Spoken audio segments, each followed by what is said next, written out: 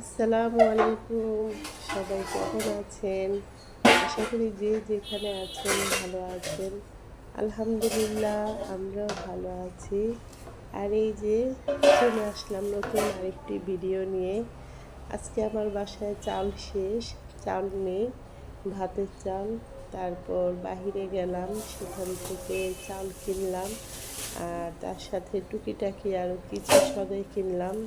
বেশি কিছু কিনি নাই, কারণ আমার মাসিক বাজারটা কেমন জানি এখন উলটপালট হয়ে গেছে। আমি যখনই বাজার করি আর তো সবসময় একবারে মাসিক বাজার যা যা লাগে, যতটুকু প্রয়োজনে লাগে তার চেয়ে বেশি বেশি করে কেনা হয়। কিন্তু ইদানিং আমার অল্প অল্প করে নিয়ে আসি। যাই হোক, এখন মুরগি নাই ফ্রিজে, তারপর মুরগি নিয়ে আসলাম। আর এই মুরগিটাকে আমি কেটে সুন্দরভাবে ধুয়ে ফ্রিজে রেখে দিব। তারপর আর বাসায় পোলাও চালও ছিল না, পোলাও চাল আনলাম। এরপরে যে এখানে শসা, তারপর কাঁচামরিচ, তারপর এই আমড়াটা আমার পচা দিয়ে দিছে। আর দোকানদাররা একটু সুযোগ পাইলেই হয়, কারণ ওদের সাথে না আসলে কি বলবো, পারা যায় না। আমড়াগুলি কিন্তু আমি নিজ হাত দিয়ে নিয়েছি, কিন্তু ফট করে কি করে সুযোগ পাইলেই একটা পচা জিনিস ঢুকায় দেয়। আর এখানে এই যে এক প্যাকেট চায়ের জন্য দুধ আনা হয়েছে। ঘরে গুঁড়োর দুধ অনেক আছে, তারপর এটা চায়ের জন্য আনা হয়েছে। তারপর ভীম বার শেষ হয়ে গেছে, তা আমি সবসময় এই ভীম বারগুলি ব্যবহার করি থালা বাসন মাজার জন্য। আর একটা ভীম লিকুইড কিনি। আর এই যে এখানে লাল চাল কেনা হয়েছে। এই তো আমার আজকে টুকিটাকি বাজার। এখন এগুলি সুন্দরভাবে গুছিয়ে রাখবো। তারপর রান্না বান্না কাজে ব্যস্ত হতে হবে।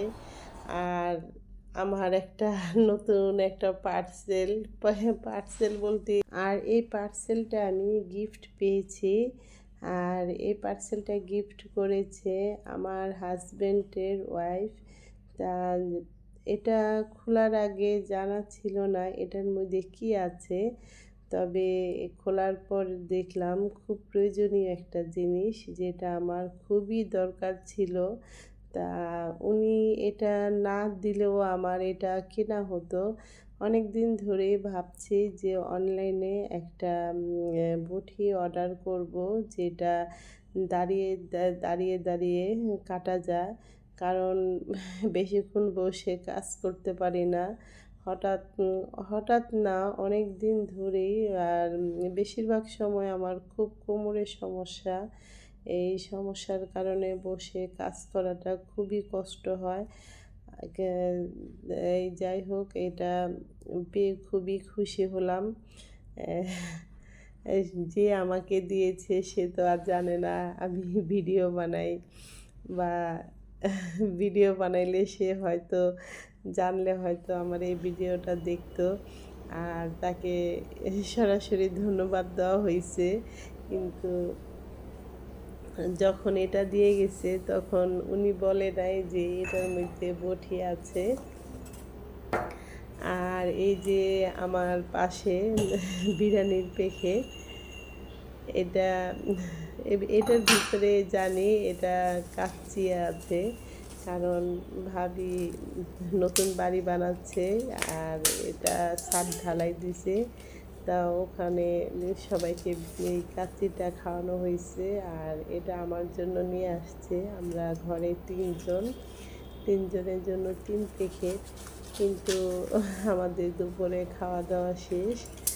আর এখন এটা খাওয়া সম্ভব না।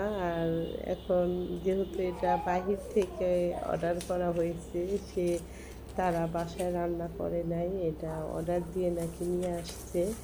তা এটা বাহিরে রাখলে হয়তো নষ্ট হয়ে যেতে পারে। আর এমন দুপুরের সময় প্রায় শেষ, কখন রান্না হয়েছে এটা তো বলতে পারি না। খাবারটা বাহিরে রাখলে হয়তো নষ্ট হয়ে যাবে। তা এখন খাওয়ার মতন ঘরে কেউই নাই, এটা এখন আমার ফ্রিজে রাখতে হবে। আর ফ্রিজে রাখার পর এটা বাচ্চারা এটা খাওয়া হবে কিনা তাও জানি না, কারণ ওরা দুপুরবেলাও পোলাওটাই খেয়েছে। যাই হোক, বটিটা যখন পেয়েছি খুবই ভালো লাগলো। এখন প্রথমবারের জন্য দাঁড়িয়ে কাটবো, কেটে দেখি এটা কি অবস্থা। আর এটা দেখতে মনে হয় অনেক ধার হবে।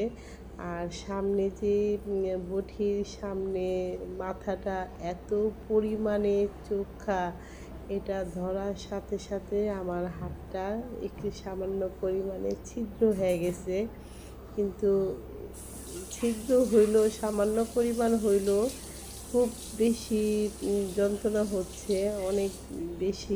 আর আমার হাতে একটু কেটে গেলে না সহজে শুকাতে চায় না, আর অনেক ব্যথা করে।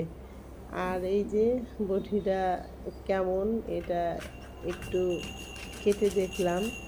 যাই হোক, আমি অনলাইনে যে বটিগুলি দেখি, ওই বটিগুলির এই যে নিচের যে ইটা, সেটার মধ্যে একটা নাট থাকে, কিন্তু আমার এই বটিটার ভিতরে নাট নাই। তাই কাটার সময় বটিটা একটু নড়চড় করে। এখন এটা কি করা যায়? এই জিনিসটা, এই যে বটিটা যেটা ওঠা নামা করে, সেই জিনিসটা অনেক লুজ দেখলাম। যে বটিটা এমনি অনেক ধার, অনেক ধার। আমার খুব ভালো লাগতেছে দাঁড়ায় দাঁড়ায় কাটতে। আমার মনে হয় এই জীবনে প্রথমবার আমি একটা জিনিস গিফট পেলাম। জীবনে কখনো কারো কাছ থেকে কিছু পাওয়া হয়নি, তবে হ্যাঁ, পাওয়া হয়নি তাতে কি হয়েছে। সব সময় আমি সবাইকেই মোটামুটি আমার সামর্থ্য অনুযায়ী অনেকের অনেক কিছু দেওয়া হয়, গিফট করা হয়, এবং আমি আমার হাজব্যান্ড আমরা দুজনেই অনেকেরই অনেক কিছু দেই, কিন্তু কখনো কারো কাছ থেকে কিছু পাই না।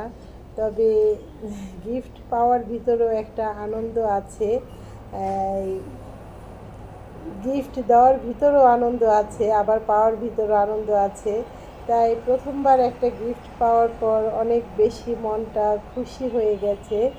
যাই হোক, দোয়া করবেন আল্লাহ যেন সব সময় আমাকে দেওয়ার মতন তৌফিক দান করে, সবাইকে যেন খুশি রাখতে পারি। আর আমি তো খুশি হয়েছি এই গিফটটা পাওয়ার পর। যদি কখনো ভাবি দেখে তাহলে বুঝতে পারবে কতটা খুশি হয়েছি। যাই হোক, আজকের মতন এখানেই বিদায়। সবাই ভালো থাকবেন। আল্লাহ হাফেজ।